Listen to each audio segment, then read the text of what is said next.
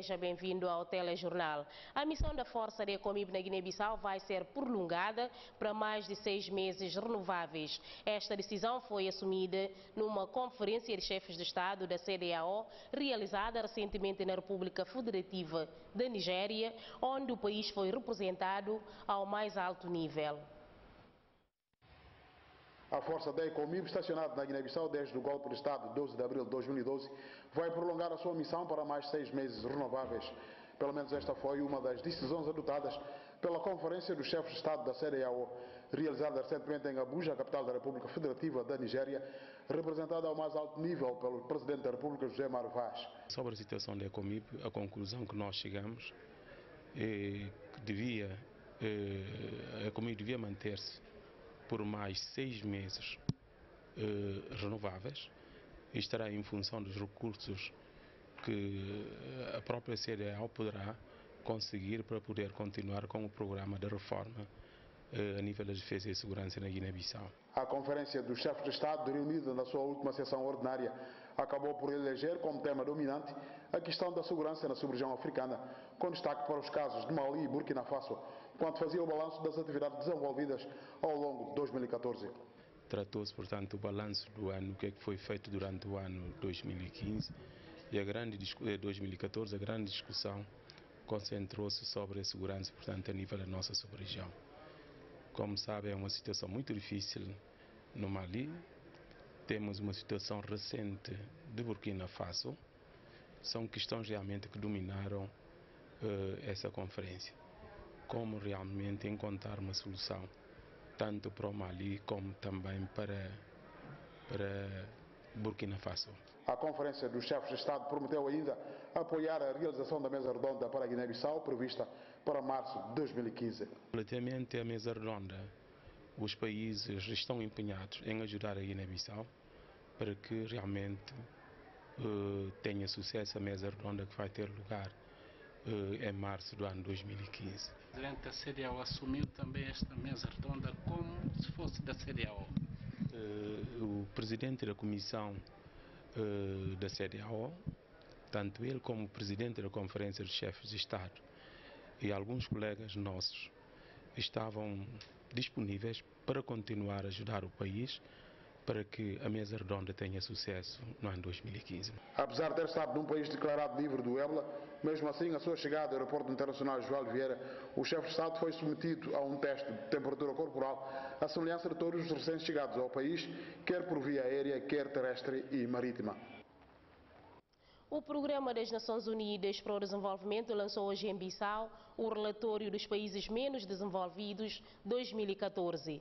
A Ásia tem 9 países da lista, enquanto que em África encontram-se 34 dos 48 países menos desenvolvidos, entre os quais Angola, Guiné-Bissau, Moçambique, Senegal, entre outros. O lançamento do relatório dos países menos desenvolvidos teve lugar nas instalações das Nações Unidas, sob a apresentação francófona de Francis Andriana Risson e lusófona de Inácio Ye, ambos quadros da Unidade de Políticas e Estratégia do PNUD. Nós vamos precisar no mundo de reduzir a pobreza, mas reduzir a pobreza na sua globalidade. Não apenas em alguns países, como tem constatado que alguns países atingiram as metas, mas a maioria dos países ficaram por trás.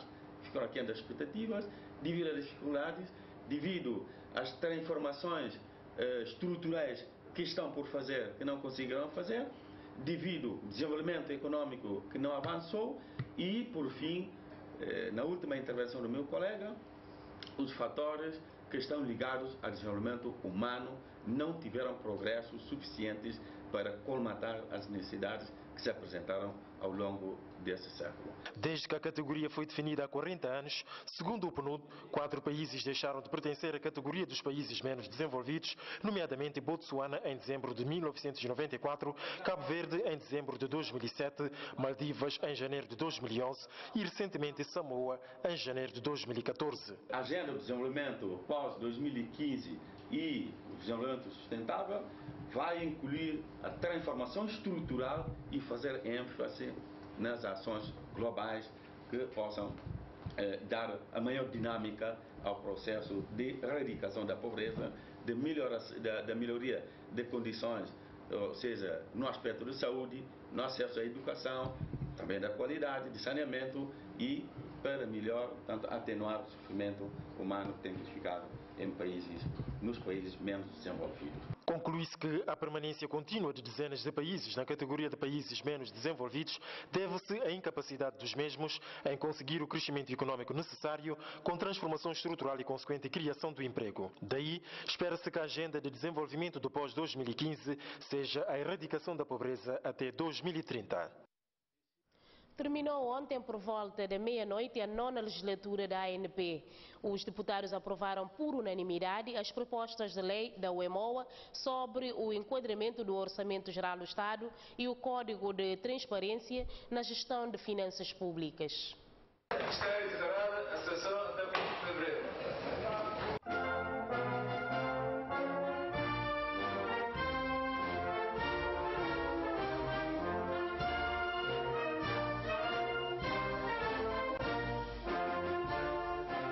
O encerramento da sessão ordinária da 9ª legislatura serviu para o presidente da Assembleia Nacional Popular manifestar a sua vontade de procurar todas as regiões do país com o propósito de conhecer de perto a vida da população e sensibilizá-la a participar e acompanhar as ações políticas dos governantes. A minha intenção de já no início do próximo ano, de 2015, percorrer o país em visita parlamentar aos nossos círculos eleitorais.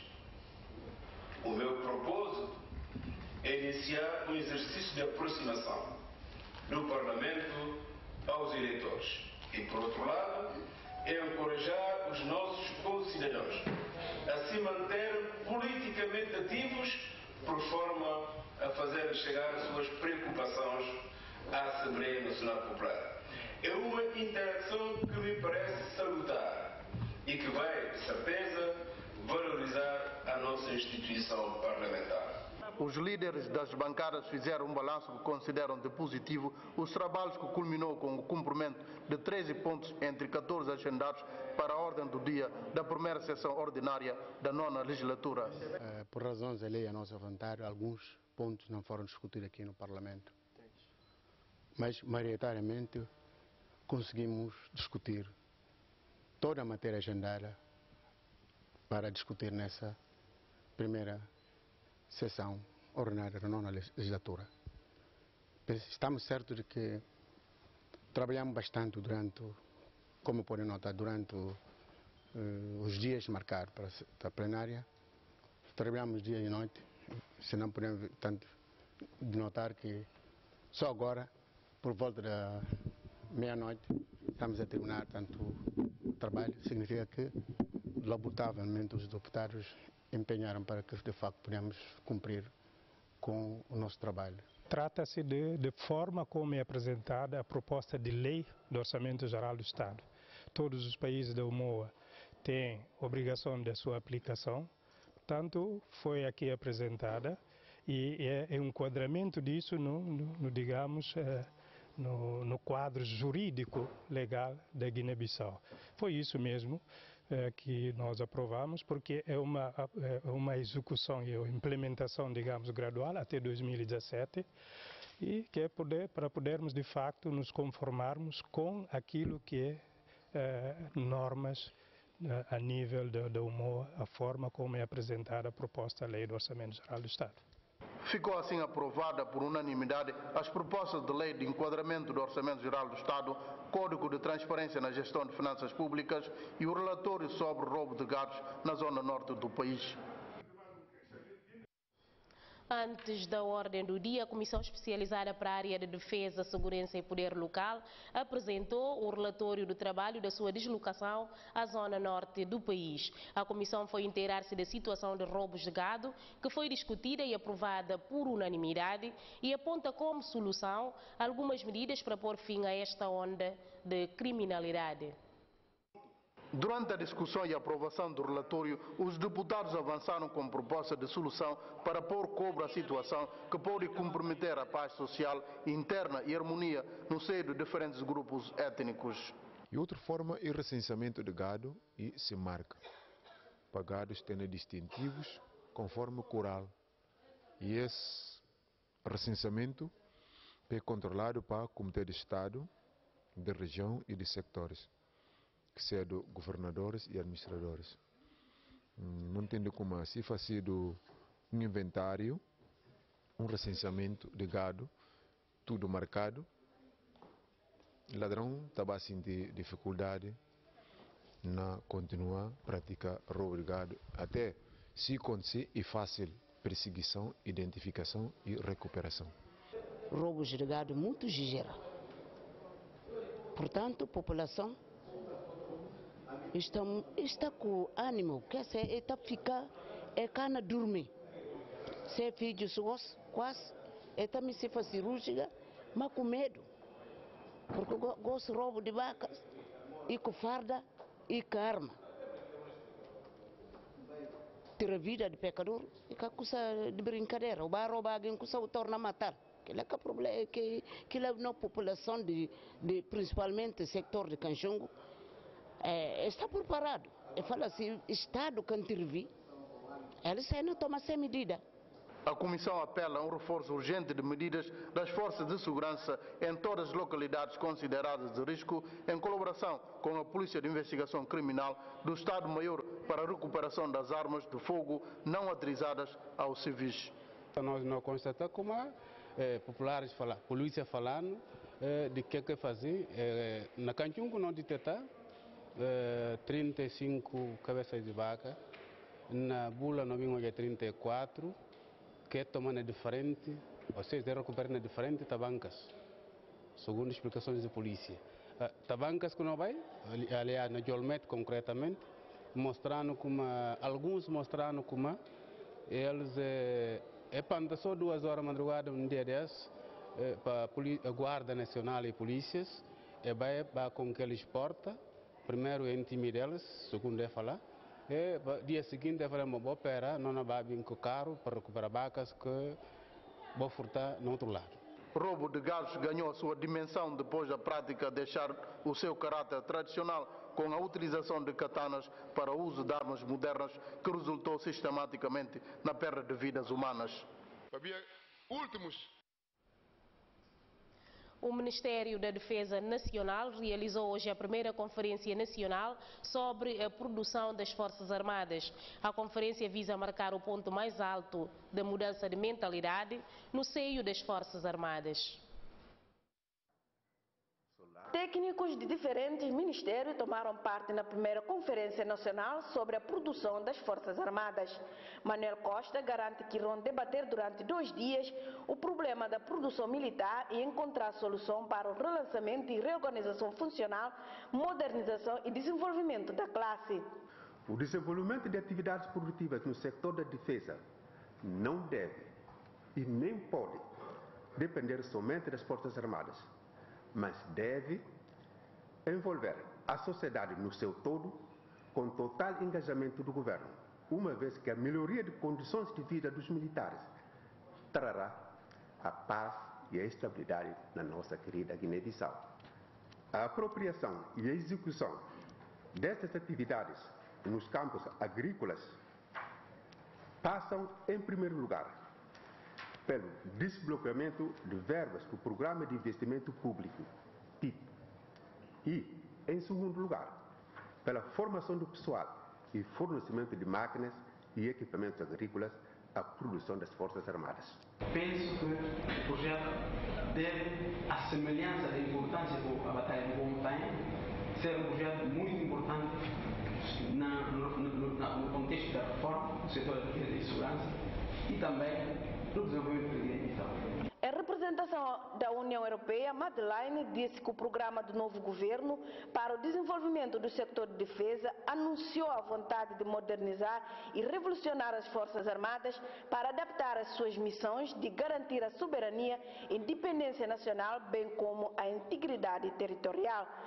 Um projeto enfocado no incremento da produção, preocupado com a qualidade e apostado em acrescentar valor aos produtos da terra, merece toda a nossa atenção. Ainda mais sabendo que ele é resultado da interação de fatores econômicos, protagonistas políticos e parceiros de desenvolvimento. A paz e a estabilidade da Guiné-Bissau muito dependem da participação das Forças Armadas na esfera produtiva do país. Carlos Nhate, quem presidiu o ato de abertura oficial, garante que o projeto vai permitir reduzir os gastos do governo com as Forças Armadas. Senhor técnicos de diferentes instituições aqui presentes,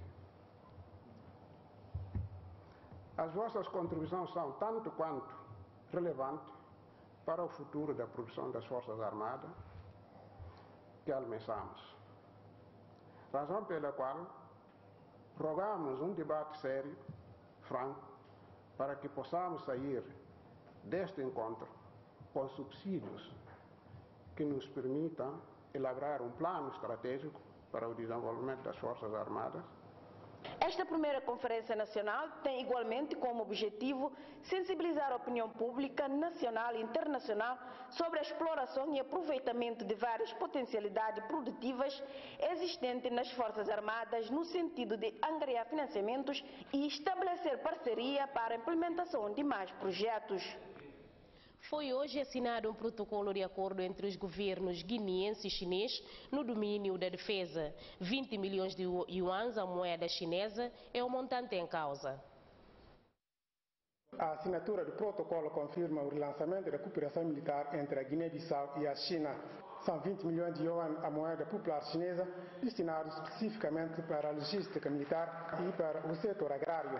Esta vez, o governo da República Popular da China, como uma demonstração de amizade que pode remontar aos anos 60 e 70, mas atualmente recuperada e atualizada com o propósito de implementar o seu apoio ao Ministério de Defesa Nacional, às Forças Armadas da República de Guiné-Bissau, em sua reforma, em seu apoio para a construção e o desenvolvimento do país, segundo as ideias preliminares que ambas as partes acordaram. Esse apoio será implementado especificamente na área de fartamentos, na área de apoio a atividades econômicas, da agricultura especificamente das Forças Armadas. A China e a Guiné-Bissau reforçam a cooperação no âmbito da defesa. Decorre a partir de hoje até amanhã a primeira conferência sobre atividades de proteção civil e redução dos riscos de catástrofe. O primeiro-ministro Domingos Simões Pereira esteve na abertura dos trabalhos.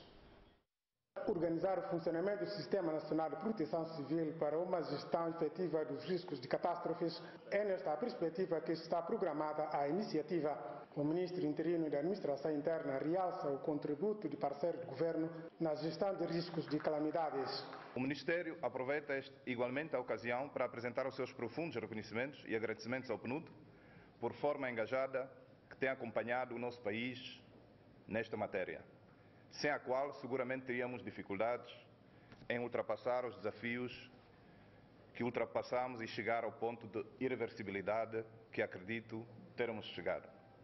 Fazer menção do acompanhamento que temos tido, quer da UEMOA, quer da CDO e da Plan Internacional, nesta nossa luta para melhorar as nossas forças no domínio da segurança civil.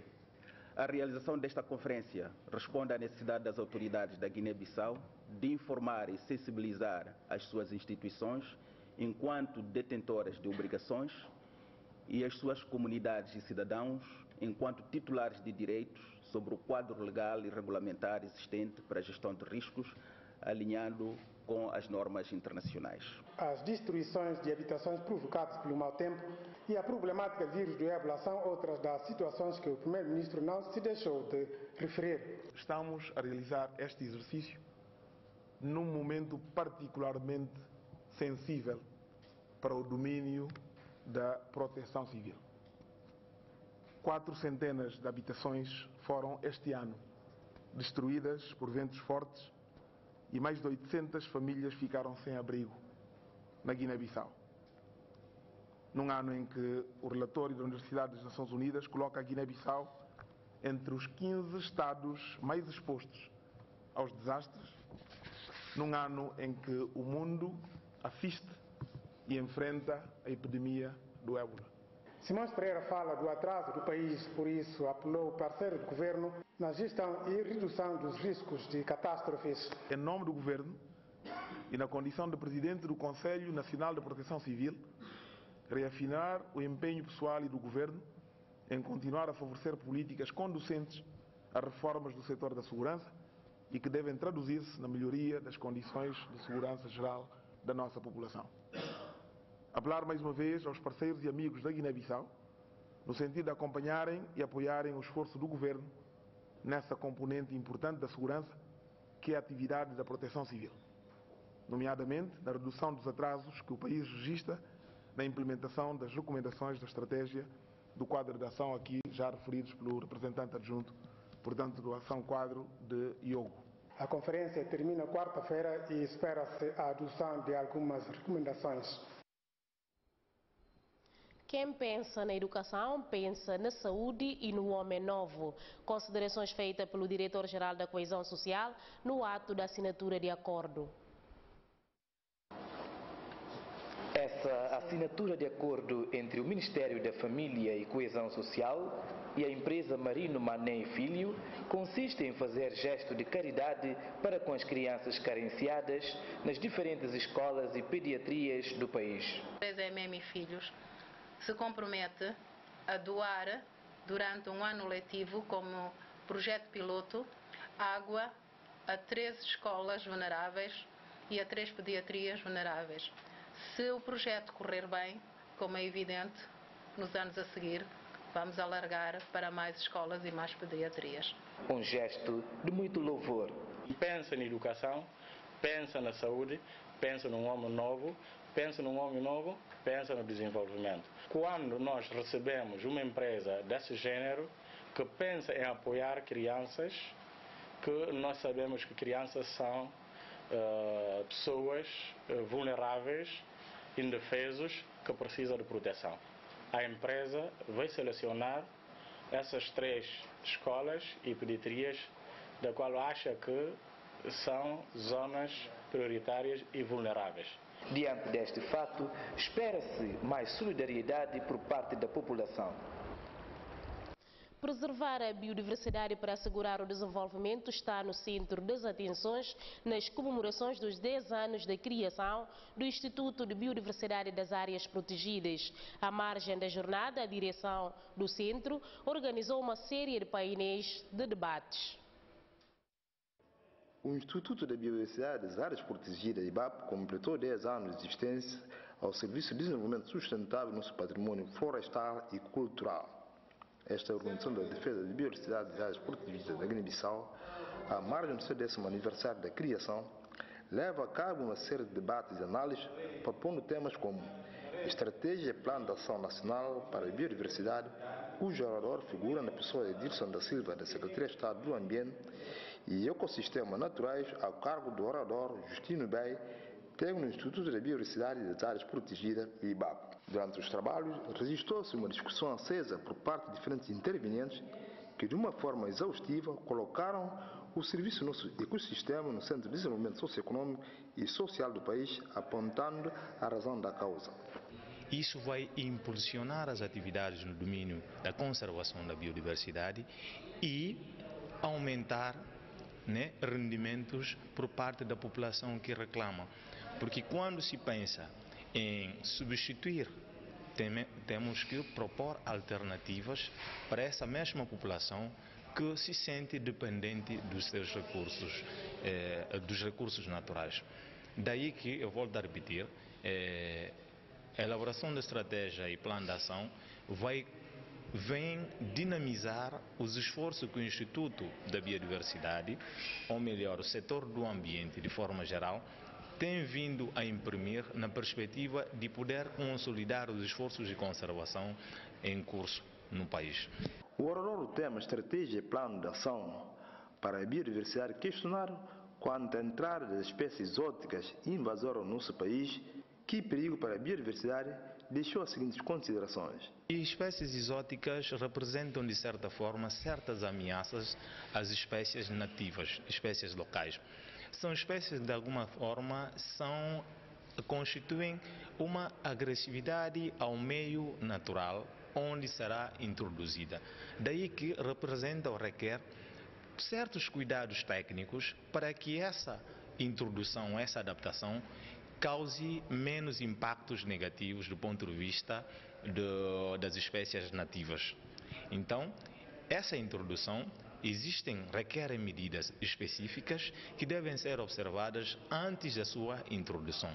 Daí que é importante que a estratégia e plano de ação vai levar isso em consideração, no sentido de não introdução de espécies exóticas invasoras que possam contribuir para uma redução significativa das espécies nativas que sustentam a nossa biodiversidade. O IBAP, junto a seus sócios, conta com uma rede das áreas protegidas que cobre atualmente uma superfície na ordem de 15% do território nacional. Cooperativas como alternativa de produção agrícola é o lema de um workshop que iniciou hoje em Bissau com duração de 2 dias, organizado pelo Conselho Nacional da Juventude e a Rede Nacional das Associações Juvenis. Dezenas de jovens e técnicos do Ministério da Agricultura tomaram parte no encontro. Preocupados com a problemática da segurança alimentar no país, dezenas de jovens estão reunidos com o objetivo de criar um espaço de informação e propor mecanismos de seleção dos jovens quadros interessados em constituir cooperativas agrícolas com realce para a produção de arroz.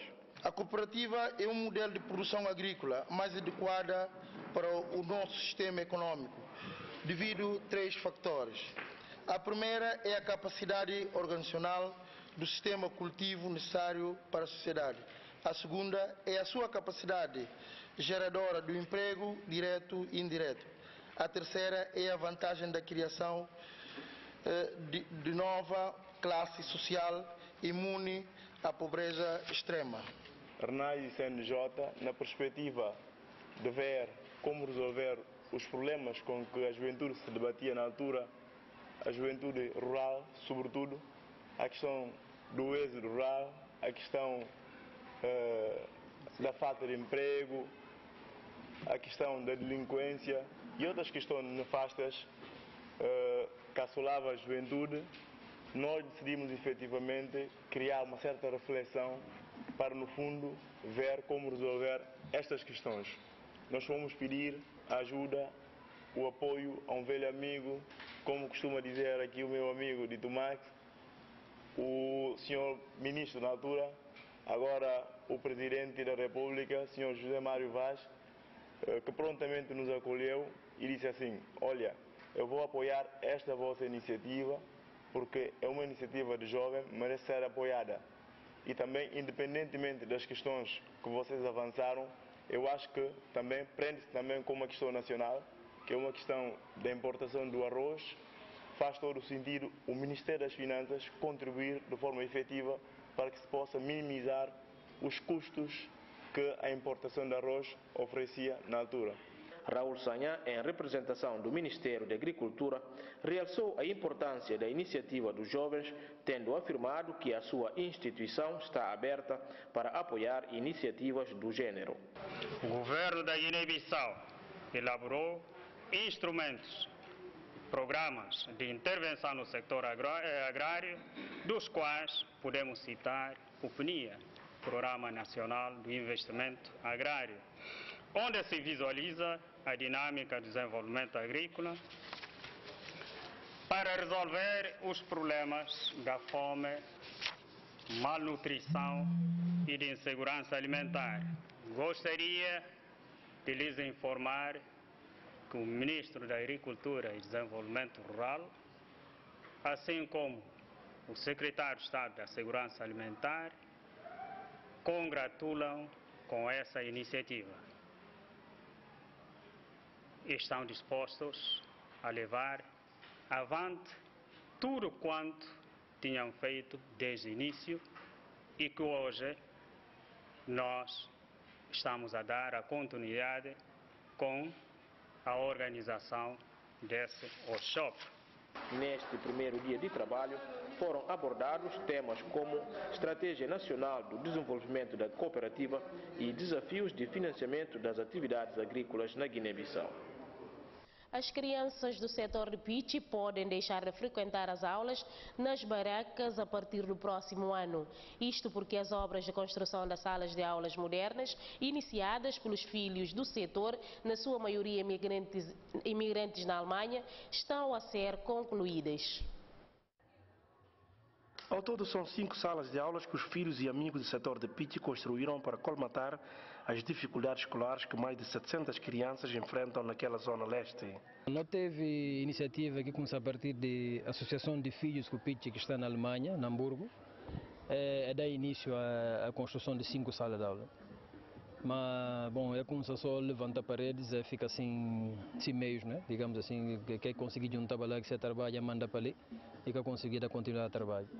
Depois me passa ali, olha a situação, falam, bom, pensa a dar meio uma boa iniciativa para arranjar sala de aula para meninos que sem educação nunca por fazer nada na terra.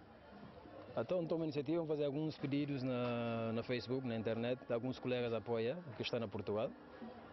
E depois, com os próprios meios, não dá continuidade, digamos, a trabalho com 5 salas de aulas, mas trabalho que acaba ainda, não continua fazendo um investimento pessoal, até a hora que está a concluir. Se a obra for concluída, sei que o Embalo promete intervir junto do governo no sentido de aumentar o número dos professores no setor de Pichi.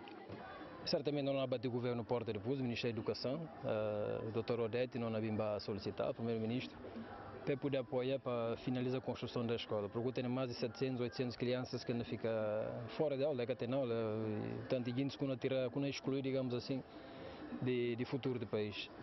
Então, trabalho ainda, não apresenta de vir fazer carteiras, pelo menos cerca de 100 carteiras em 2 lugares, para poder pôr nas salas, quadros, talvez professores, não precisa reforçar professores no setor de Pichi.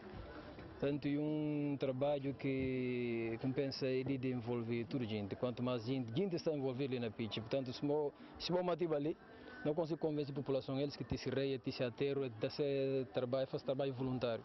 A construção destas salas é motivo de grande satisfação para o diretor adjunto da escola, que agradeceu os promotores da iniciativa.